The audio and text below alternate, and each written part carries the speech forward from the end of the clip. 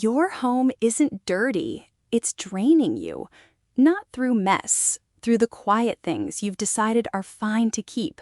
In Japan, a calm home isn't built by adding candles or storage bins. It's built by refusing to hold on to things that cost more than they give back. Today, I'll show you 7 habits that are quietly wrecking the energy of your home. Habits most Americans think are harmless. Number 4 is something 90% of you are doing this very week without noticing. And number 6 is the one almost nobody expects to be on this list. Let's begin. Habit 1. Letting shoes pile up by the front door. Look at your entryway right now. Sneakers kicked off sideways, boots from 3 seasons ago, a pair you keep meaning to move but never do. You tell yourself it's just easier this way. Everyone does it. In Japan, the entryway is called the genkan. It's treated as a threshold, not a dumping ground, the line between the outside world and your home. Here's what that pile is actually doing. Every time you walk in over scattered shoes, your body registers chaos before you've even set down your bag. You don't process it consciously, but your nervous system does. You build a home to feel safe in, and the first 3 seconds of walking through the door are telling you the opposite. The shift? Shoes get lined up or put away the moment they come off. No exceptions. That's habit 1. Now open your kitchen cabinet because habit 2 is sitting right there judging you. Habit 2.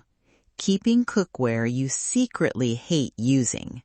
The warped pan, the lid that doesn't match any pot, the gadget you bought once and regret every time you see it wedged in the back. You keep it because getting rid of it feels wasteful, throwing away something that technically still works. There's a concept in Japan called mottainai, a sense of regret over waste, but it's often misapplied here. Mottainai isn't about hoarding broken tools out of guilt. It's about honoring an object enough to either use it fully or let it go, not letting it rot half-used in a drawer. Think about what it means to reach for the same annoying pan every single day. You're choosing daily friction over daily ease and calling it thrift. That small frustration compounds. It's a tiny argument with your kitchen every time you cook. The shift. If you wince before you reach for it, it goes. Habit 3. Refreshing houseplants, but never actually reviving them. You've got one. Sitting on the windowsill or the shelf, leaves half yellow, soil either bone dry or waterlogged. You water it out of guilt, not care. You know it's struggling, but tossing it feels like giving up.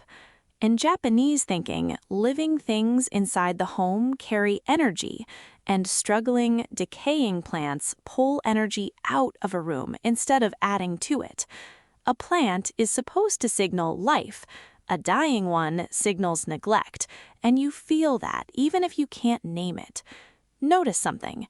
You didn't bring that plant home to watch it suffer slowly in the corner of your eye every day, but that's what you're doing. Keeping it half alive is worse than either reviving it properly or letting it go. This shift. Nurse it back this week or compost it and start fresh. That's habit 3. Now, habit 4. This is the one 90% of you are doing right now, today, probably within the last hour. Habit 4. Scrolling on your phone in bed before sleep. You know this one. Lights off, phone up, one more video, one more scroll. You tell yourself it helps you unwind. It's the opposite. The Japanese sleeping space is meant for one purpose only: rest. Not entertainment, not input, not stimulation. When you fill that space with a screen, you're asking your mind to power down and light up at the same time, and it can't do both. Here's the real cost. Your last images before sleep aren't calm. They're notifications, other people's lives, algorithmic noise. Your brain doesn't get a clean shutdown. It gets dragged into sleep, still half processing everything you just consumed.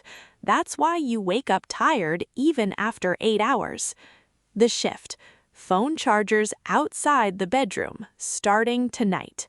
That's habit 4. Habit 5. Saving screenshots and photos you'll never look at again. Your camera roll.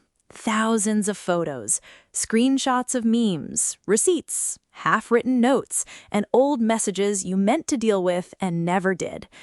You tell yourself, storage is basically infinite now, so why bother deleting anything? Here's the problem. Even digital clutter has weight. Every time you open your phone looking for one photo and scroll past 4,000 unsorted images, your mind takes a small hit of overwhelm. It's not physical, but it's real. A cluttered digital space creates the same low hum of unfinished business as a cluttered drawer. In Japan, there's a quiet respect for keeping only what serves you now, not what you might theoretically need someday.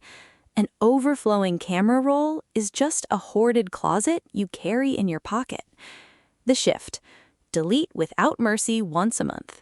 Keep only what actually matters to you. That's habit 5. Now habit 6, the one I promised you almost nobody expects. Habit 6. Leaving the TV or screen on for background noise. You come home and before you even sit down, something's playing. Not because you're watching it, because silence feels uncomfortable. You tell yourself it's just company. This is the one that surprises people, because it doesn't look like clutter at all. But in Japanese homes, there's deep value placed on the meaningful pause, the empty space between things. Silence isn't absence, it's where clarity actually happens. Notice something. When a screen is always on, your mind never gets a moment to settle. You're absorbing noise non-stop, and you don't even realize how much mental static that builds until you sit in real quiet and feel almost uneasy. That discomfort is the tell. You've forgotten how to be in a room without input. The shift. Turn it off and sit in the quiet for 10 minutes before you turn anything back on. That's habit 6. Habit 7. Keeping unopened mail and packages stacked on a counter or table. That corner, you know the one. Unopened envelopes, a package you haven't broken down yet, a stack that's been there so long you've stopped seeing it. You'll deal with it later. But you don't, and every day it sits there, it's a silent list of unfinished things. Your eyes pass over it a dozen times a day, and each pass is a tiny reminder that something's undone. You're not even reading the mail. Just seeing the pile is enough to spike a small, quiet stress you've stopped noticing because it's become background noise. In Japanese homes, nothing sits unresolved in a shared space for long. An item gets touched once, handled and put away, or dealt with, not parked indefinitely where you'll see it and feel the weight of it every single day. The shift? Open it, sort it, or bin it the same day it arrives. That's all 7. Now here's the test I promised.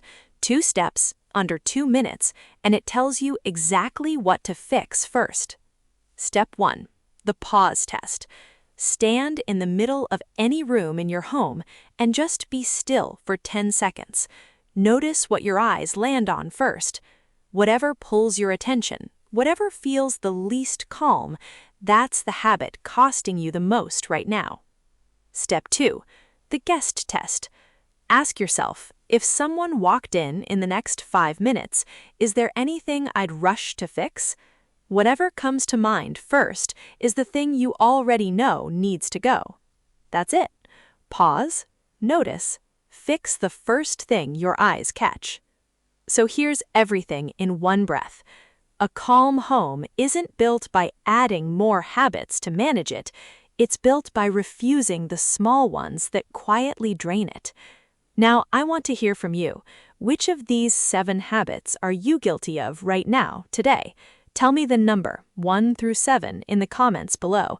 And if this hit home, send it to the one person whose space you've stepped into and quietly thought, they need this.